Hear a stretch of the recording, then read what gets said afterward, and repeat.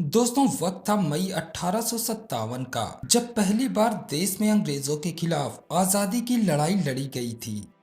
ये वो समय था जब देश में मौजूद छोटी छोटी रियासतों को खत्म करके ब्रिटिश शासन धीमे धीमे देश भर में अपनी जड़ें मजबूत कर रहा था।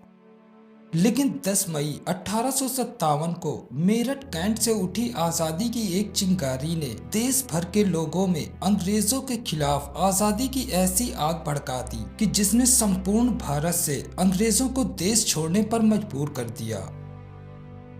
आजादी की इस लड़ाई ने काफी हद तक अंग्रेजों को देश छोड़ने पर मजबूर कर दिया था, लेकिन देश के गद्दार राजाओं को ये कहाँ मंजूर था कि देश की जनता चैन से अपना जीवन यापन करे। लिहाजा उन्होंने अपने हितों के लिए अंग्रेजों को एक बार फिर से देश में बसाना शुरू कर दिया, जिन्होंने 19वीं सदी के आते आते छोटी छोटी रियासतों में बटे भारत को खत्म कर संपूर्ण भारत पर ब्रिटिश साम्राज्य को काबिज कर दिया। दोस्तों, देश में ब्रिटिश शासन लागू होने के बाद किस तरह अंग्रेजों ने हम भारतीयों पर अत्याचार किया और किस तरह इन्होंने देश में लूटपाट की, ये तो हम सभी जानते हैं। लेकिन यहाँ सवाल ये उठता है कि आखिर अंग्रेज भारत आए ही क्यों थे, और क्या देश पर शासन करने की महत्वाकांक्षा ने अंग्रेजों को भारत की ओर रुख करने पर मजबूर कर दिया था, या फिर कोई और कारण थे जिसके चलते अंग्रेजों के मनहूस कदम देश की पवित्र धरती पर पड़े। तो दोस्तों, ये जानने के लिए हमें अतीत के उन पन्नों को एक बार फिर से टटोलना होगा जब देश में पहली बार अंग्रेजों के नापाक कदम देश की धरती पर पड़े थे।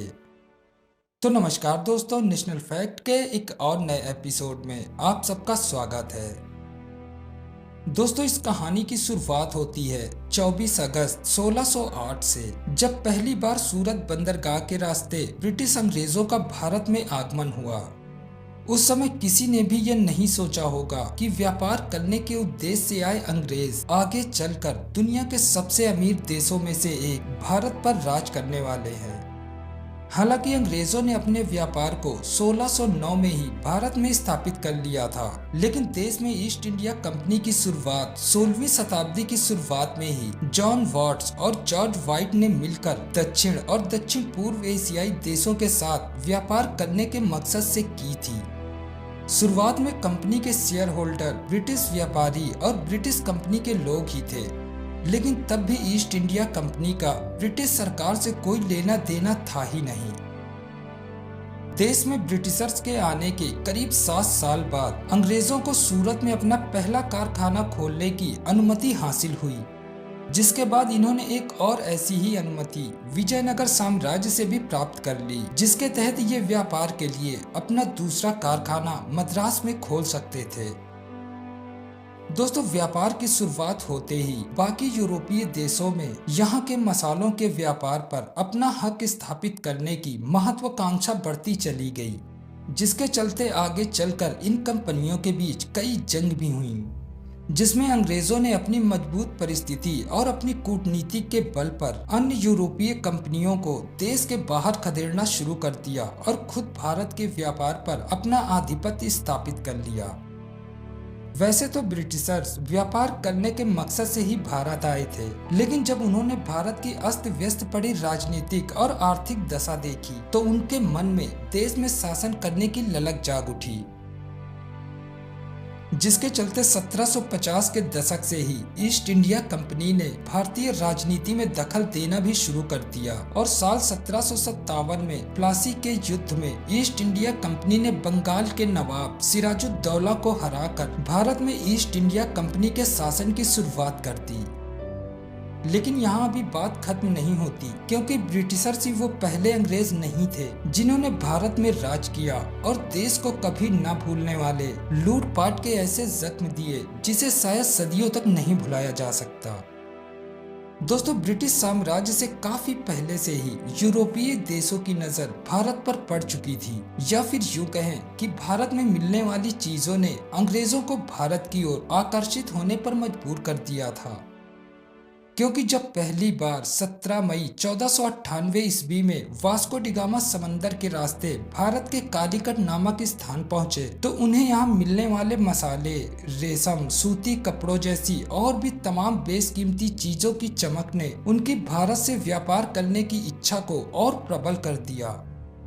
चूंकि वास्को डी गामा एक पुर्तगाली थे, इसीलिए उन्होंने कालीकट के राजा जैमरीन के साथ पुर्तगालियों के लिए भारत से व्यापारिक संबंध स्थापित करने की वार्ता की और राजा जैमरीन को किसी तरह भारत से पुर्तगालियों के व्यापार के लिए राजी कर लिया। राजा जैमरीन की मंजूरी के बाद पुर्तगालियों का भारतीय व्यापार में धीमे धीमे वर्चस्व बढ़ता गया, जिसके चलते उन्होंने भारतीय व्यापार को और बढ़ावा देने के मकसद से देश भर में जगह जगह अपनी कोठियां स्थापित की और देश की सत्ता पर काबिज हो गए। दोस्तों, पुर्तगाली भारत से मसाले और तंबाकू जैसी और भी बहुत सी चीजें देश से सस्ते दामों पर खरीदकर यूरोपीय देशों में महंगे दामों पर बेचकर अच्छा खासा मुनाफा कमा रहे थे। लेकिन 15वीं शताब्दी के अंत तक पुर्तगालियों की पकड़ भारतीय व्यापार में तब कम होना शुरू हो गई जब 1599 में डच अंग्रेज, जो कि हॉलैंड के निवासी थे, उनका भारतीय बाजार में आगमन हुआ और इसी के साथ ही शुरुआत हुई देश में एक नई क्रांति की। दोस्तों, डच अंग्रेजों के देश में आने से पुर्तगालियों की ताकत अब धीमे धीमे देश में क्षीण होती जा रही थी, जिसके चलते वे ठीक से ना तो भारत में व्यापार कर पा रहे थे और ना ही देश में अब इनका साम्राज्य था, क्योंकि डच अंग्रेज पुर्तगालियों के मुकाबले ज्यादा ताकतवर और बेहद बुद्धिमान थे और इनके व्यापार करने का तरीका भी पुर्तगालियों से बिल्कुल अलग था, जिसके चलते इन्होंने बहुत जल्द भारतीय बाजार में अपना कब्जा जमा लिया और देश से पुर्तगालियों को खदेड़कर खुद देश की सत्ता पर आसीन हो गए। लेकिन डच अंग्रेजों का ये साम्राज्य भी ज्यादा दिनों तक टिक नहीं सका और 17वीं शताब्दी के आते आते ब्रिटिश अंग्रेजों ने अपने कूटनीतिक दिमाग से डचों को देश से बाहर भगा दिया और खुद देश की सत्ता पर काबिज हो गए। लेकिन फिर 1857 में हुई देश की पहली क्रांति ने इन अंग्रेजों को लगभग देश छोड़कर भागने पर मजबूर ही कर दिया था। लेकिन देश के गद्दार राजाओं को ये कहाँ मंजूर था कि देश की जनता चैन से अपना जीवन यापन कर सके।